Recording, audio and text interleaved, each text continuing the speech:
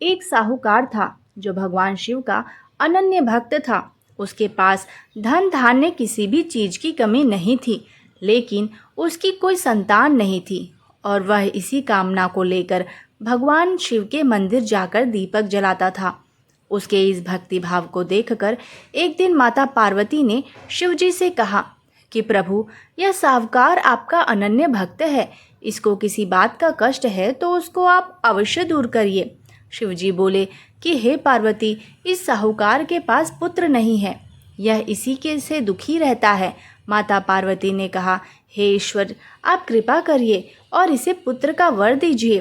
तब भोलेनाथ ने कहा कि हे पार्वती, साहूकार के भाग्य में पुत्र का योग नहीं है। ऐसे में अगर इसे पुत्र प्राप्ति का वरदान मिल भी गया तो वह केवल 12 वर्ष की आयु तक ही जीवित रहेगा। यह सुनने के बाद भी माता पार्वती ने कहा कि प्रभु, आपको इस साहूकार को पुत्र का वर देना ही होगा, अन्यथा भक्त क्यों आपकी सेवा करेंगे।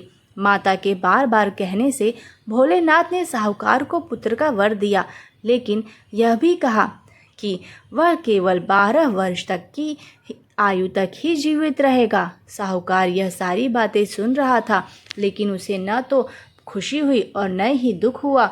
वह पहले की तरह भोलेनाथ की पूजा अर्चना करता रहा। उधर सेठानी जी गर्भवती हुई और 9वें महीने उसे सुंदर से बालक की प्राप्ति हुई। परिवार में खूब हर्षोल्लास मनाया गया, लेकिन साहूकार पहले की ही तरह रहा और उसने बालक की 12 वर्ष की आयु का जिक्र किसी से भी नहीं किया। जब बालक 11 वर्ष की आयु का हो गया तो एक दिन साहूकार की सेठानी ने बालक के विवाह के लिए कहा, तो साहूकार ने कहा कि वह अभी बालक को पढ़ने के लिए काशी जी भेजेंगे। इसके बाद उसने बालक के मामा जी को बुलाया और कहा कि इसे काशी पढ़ने के लिए ले जाए और रास्ते में जिस भी स्थान पर रुकना वहाँ यज्ञ और ब्राह्मणों को भोजन कराते हुए आगे बढ़ना।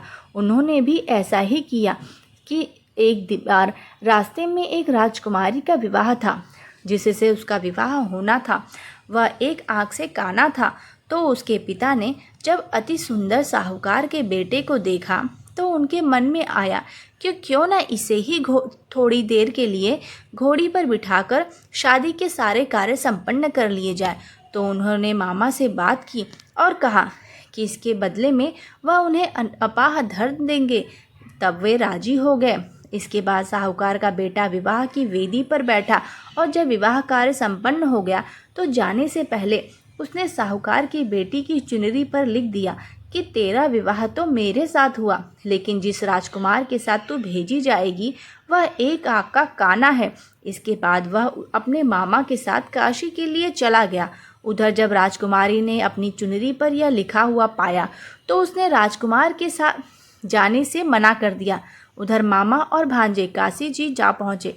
एक दिन जब मामा ने यज्ञ रचा रखा था और भांजा बहुत देर तक बाहर नहीं आया तो मामा ने अंदर जाकर देखा तो भांजे के प्राण निकल चुके थे। वह बहुत परेशान हुआ, लेकिन सोचा कि अभी रोना पीटना मचाया तो ब्राह्मण चले जाएंगे और यज्ञ का कार्य अधूरा रह जाएगा।